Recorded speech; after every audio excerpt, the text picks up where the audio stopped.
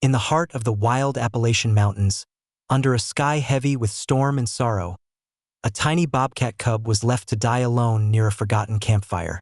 But when all hope seemed lost, an unexpected soul stepped out of the shadows. A stray cat no one believed could make a difference. What happened next would forge a bond so powerful, it would change the meaning of survival, love, and family forever. Before we dive into this incredible story, make sure to like this video and comment where you're watching from. We'd love to hear your story too. The fire crackled lazily under a sky smeared with bruised clouds, casting long, ghostly shadows across the Appalachian wilderness. It was the kind of night that promised stories and laughter, until it didn't. A group of weekend campers, more interested in selfies than safety, stumbled across something at the forest's edge. A tiny figure, twisted awkwardly in the dirt, its spotted fur matted with mud and rain. A bobcat cub, small enough to fit in a backpack, fragile enough that a sharp breath could shatter it. They froze. One girl screamed. One boy nudged it with his boot. No movement, no sound. In their panic, fueled by guilt, fear, and an utter lack of understanding, they convinced themselves the cub was dead. They couldn't bear to deal with it, couldn't bear to be blamed. So, they left it there, tucked awkwardly beneath a fallen branch, and fled into the night, leaving their campsite a scattered mess of soda cans, half-burned marshmallows, and unfinished stories. Miles away, hidden by endless seas of emerald trees, Sierra's world shattered. She was a mother, a wild thing woven from instinct and iron, and her cub had been her heart walking outside her body. The scents had confused her. Gasoline, smoke, fried food, drowning out the delicate threads of her baby's trail. For hours she had searched, her paws digging ruts into the soft ground, her ears straining against the roar of the growing storm. She knew, long before she reached the place where her cub's scent died into nothingness. She knew.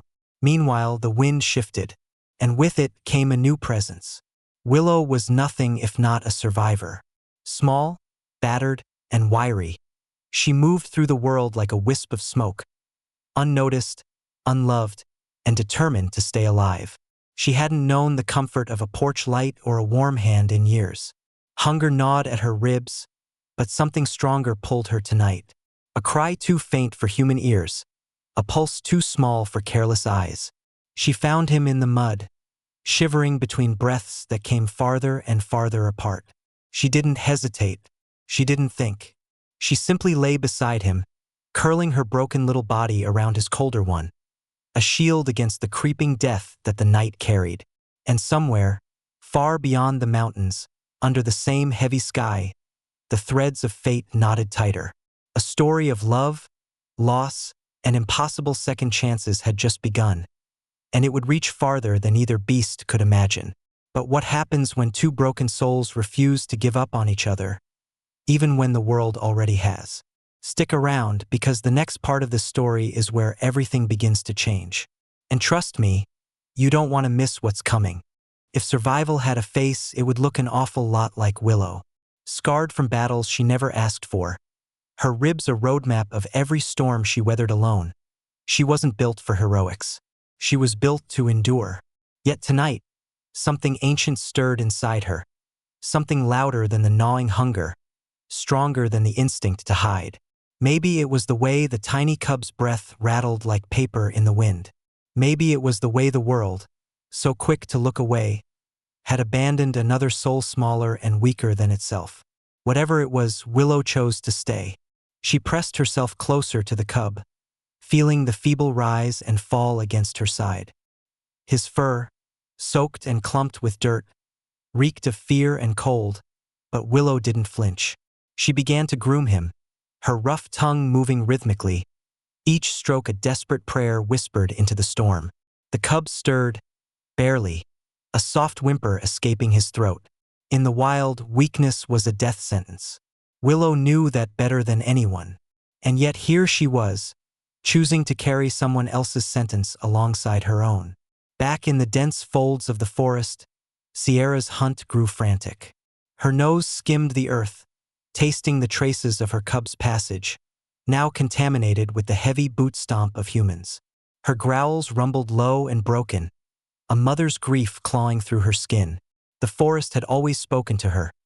Streams whispering secrets, winds carrying news, but now it screamed in silence. Her cub's scent was still there, but it was fading fast, like smoke slipping through fingers. Meanwhile, Willow battled the twin monsters of fear and futility. She didn't know how to save a bobcat cub. She barely knew how to save herself. Every instinct screamed to abandon this burden, to find shelter, food, life. But instincts weren't all she was. Somewhere, buried beneath the cracked armor of a stray's life, beat the bruised heart of a creature who still remembered what it felt like to be cared for. Even if only for a moment she barely remembered. The rain intensified, needles slicing through the night. The cub coughed weakly, a sound so heartbreakingly human in its smallness that it nearly broke Willow in two. She meowed sharply, almost angrily, as if willing the cub to fight harder. She scanned the ruined campsite, the broken tents, the scattered gear, and her eyes locked onto a ragged tarp flapping uselessly against a tree. Dragging the cub across the wet ground, Willow tore at the tarp with her teeth, wrestling it into something that almost resembled shelter. She wasn't a miracle worker. She wasn't a saint. She was just a stray who refused to leave death unanswered. And somewhere deeper in the storm, Sierra paused. She lifted her head, ears tilting into the chaos. A sound, a scent, a hope so faint it barely dared to exist. In this broken night, 3 lives hung by the thinnest of threads.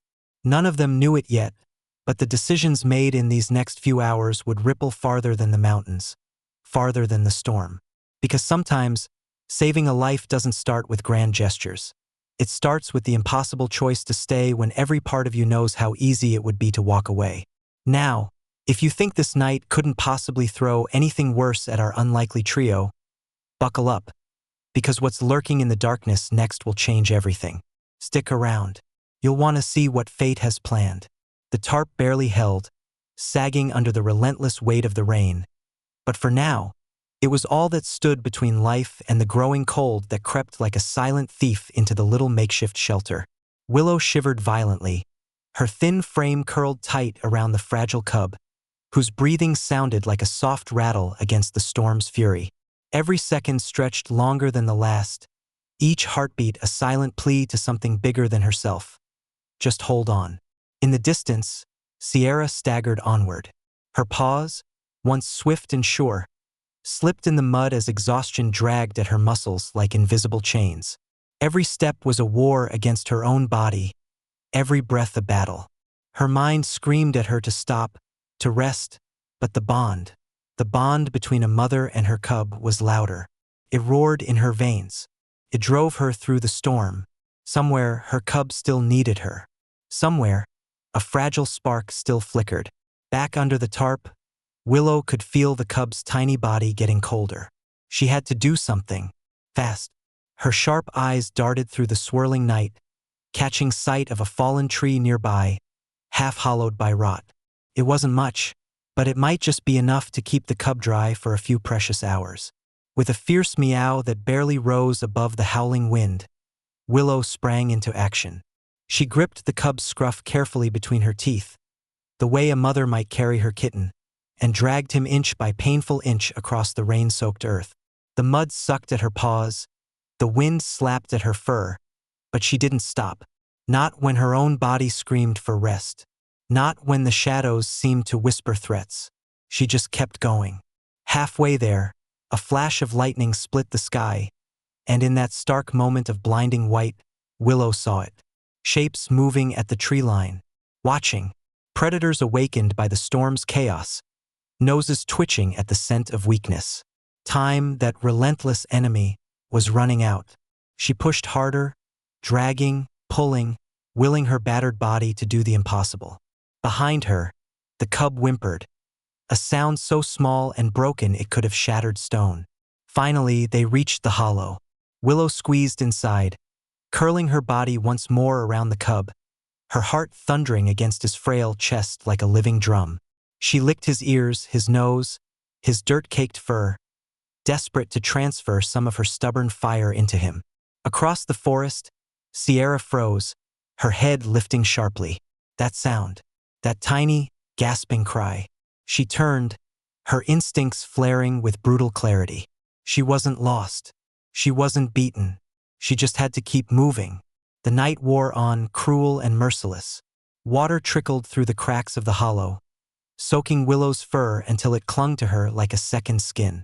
Yet she never loosened her hold, never closed her eyes. Somewhere deep inside, she understood. If she slept, he might not wake. In the wild, victories aren't celebrated with trumpets or fireworks. They're whispered in the smallest acts of defiance. A paw held steady against the wind. A heartbeat that refuses to stop when the world says it should. And tonight, two tiny warriors, one battered stray and one dying cub, chose to fight. But nature, as always, had another storm waiting just beyond the horizon.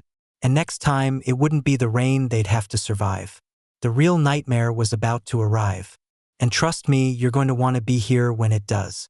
Dawn didn't so much rise over the mountains as it oozed thick, gray, and heavy through the drenched trees. The storm hadn't truly ended. It had just grown tired of shouting. In its place came a bitter, bone-deep chill that clung to every living thing like an accusation.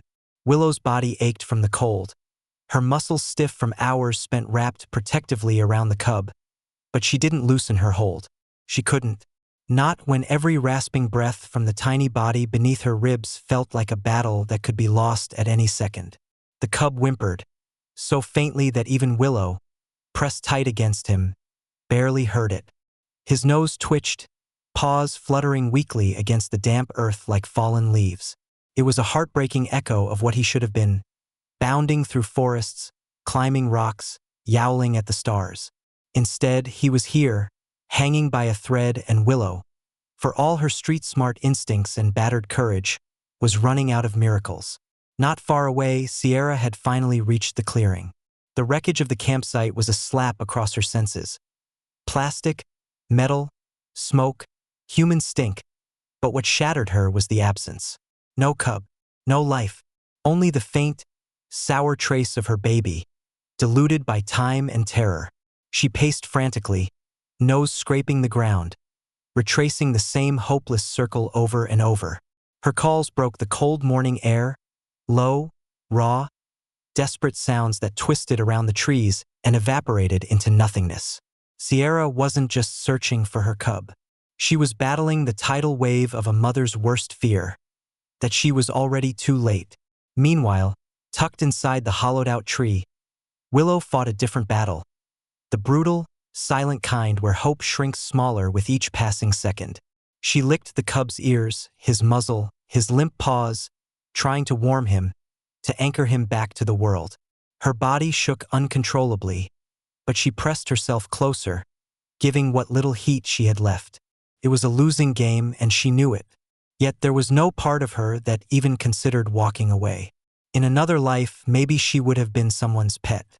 Maybe she would have known what it was to curl up safe at someone's feet, to be fed, cherished, protected. But that life was a phantom now, barely even a memory. All she had left was the choice to not be what the world had been to her. Careless, indifferent, cruel. In flashes that felt almost like dreams, Willow remembered being a kitten herself. Her mother's warm scent, the feeling of a rough tongue grooming her fur, the slow, steady beat of a heart against her tiny ear. Those memories had been buried deep, walled away so she could survive the streets. But now they rushed back, vivid and aching, as if demanding she pass them on. Sierra's howls reached her ears again, carried faintly on the thin, trembling wind. Willow lifted her head, ears twitching. She didn't understand the language, but she knew the meaning. Loss, heartbreak, a mother crying into the wilderness for a child she couldn't find. Willow glanced down at the cub. His breathing was so shallow now that she had to watch his sides carefully to even know he was still alive. Time was not a luxury they had anymore. Outside, the forest remained indifferent. The mountains loomed, ancient and unmoved. Life here was a brutal, relentless thing. No promises, no second chances. But sometimes life throws out a single, flickering thread of mercy. And sometimes, against every odd, someone broken enough to recognize it will grab on with everything they have left. Willow wasn't ready to give up, and Sierra wasn't ready to let go. But fate wasn't quite done testing how much two mothers, one by blood, one by choice, could endure. Stick around, because what happens next will pull them all to the very edge of life and death. The forest never really sleeps. Even when the rain retreats and the winds grow tired, life out here stirs in ways that are sharp and unforgiving. Willow sensed it first, a ripple in the undergrowth, a silence too heavy to be empty. She lifted her weary head, her body instantly rigid against the frail cub tucked beneath her chest. Danger wasn't coming. It was already here. From the misty shadows beyond the fallen tree, a low growl rumbled. A sound no creature could mistake for anything but what it was: hunger on four legs.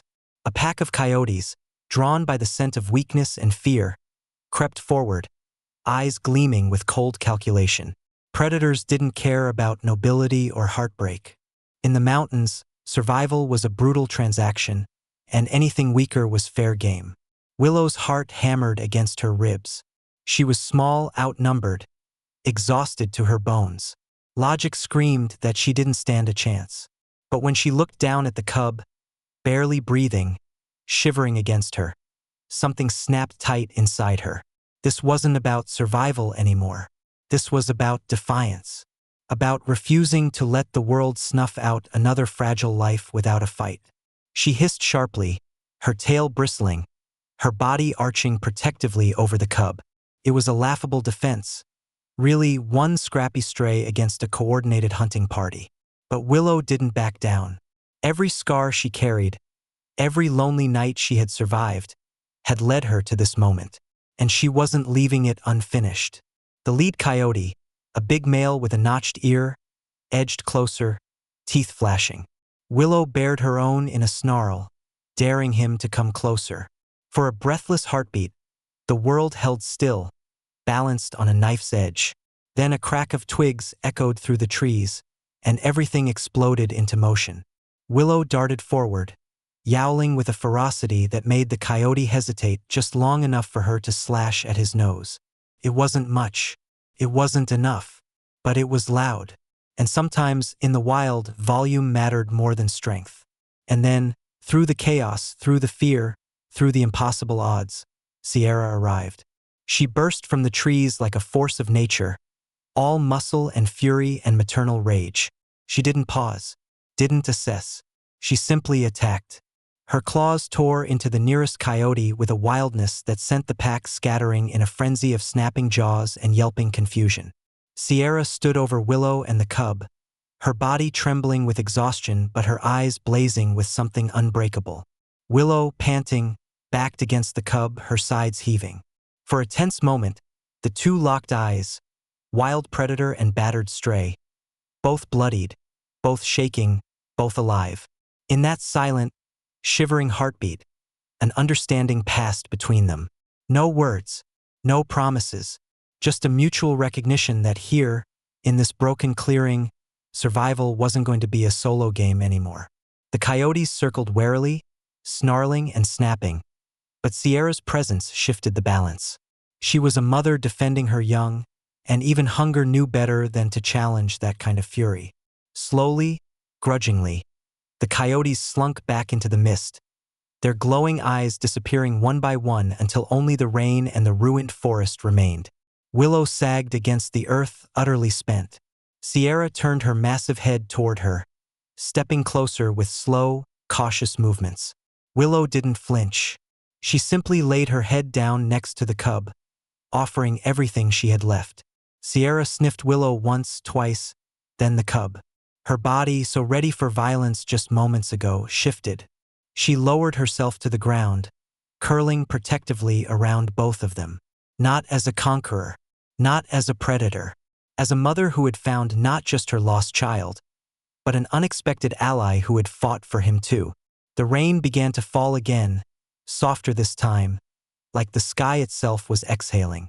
In a hollow tree on the edge of nowhere, two broken souls and one fragile life clung to each other against a world that had tried, again and again, to tear them apart. But sometimes, just sometimes, broken pieces find a way to fit together into something stronger than anyone ever expected. And if you think fate is done testing them, think again. What comes next will demand every ounce of courage they have left. Stick with us, because the real journey is only just beginning. The storm had finally burned itself out, leaving the world drenched and steaming, as if the earth itself was trying to breathe again. Underneath the battered tree, 3 lives, torn, bruised, but still clinging to each other, lay in a fragile pile of fur and stubbornness. For the first time in what felt like a lifetime, the night wasn't filled with howls or screams. It was quiet.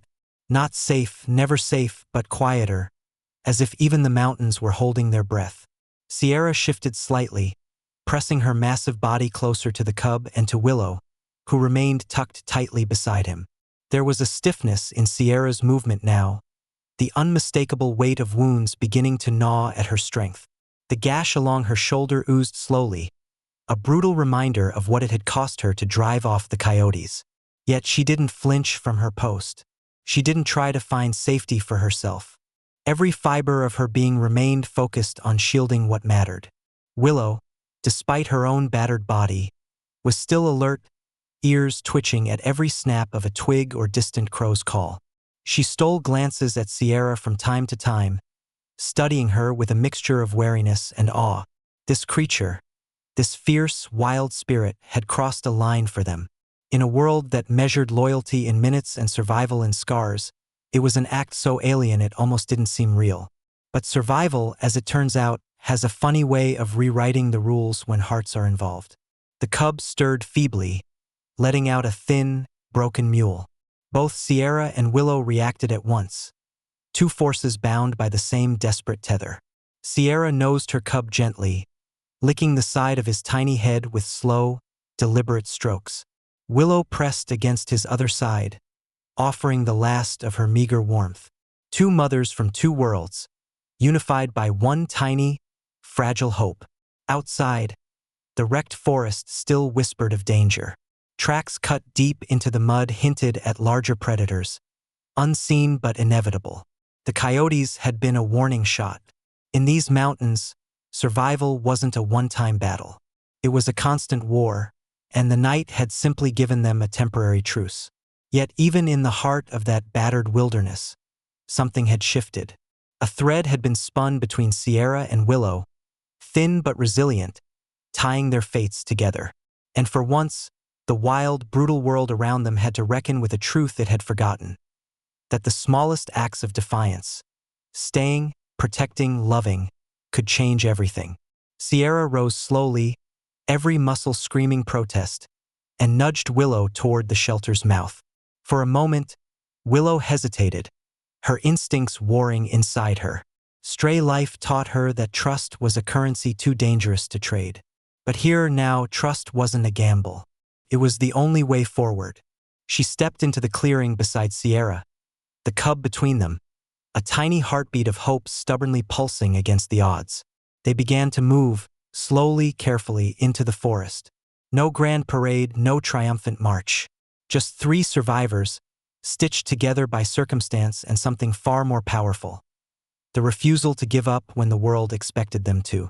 And somewhere deep in the tangled green ahead, a new danger lurked, waiting for them to stumble. But here's the thing about the broken and the lost: they're far harder to kill than anyone ever expects. You won't believe what challenges are still waiting around the corner. Stick with us, this journey is only getting more unbelievable from here.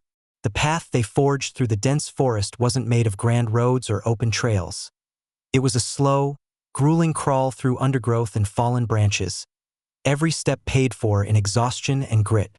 Sierra, limping heavily but never faltering, led the way with a raw determination that seemed to radiate from her battered frame. Willow stayed close, nudging the cub along when he stumbled, whispering silent encouragements that no one else could hear. In this wild, indifferent world, their small parade looked almost laughable. A queen dragging herself toward a broken kingdom, her unlikely knight dragging hope behind them. Hours blurred into a haze of gray mist and dripping trees. The cub's strength flickered dangerously low, and Willow's steps grew slower, her body screaming for rest. Even Sierra's movements began to sag, like a flag weighed down by too many storms. They needed shelter. They needed it now. And as if answering some half-forgotten prayer, the forest opened up ahead.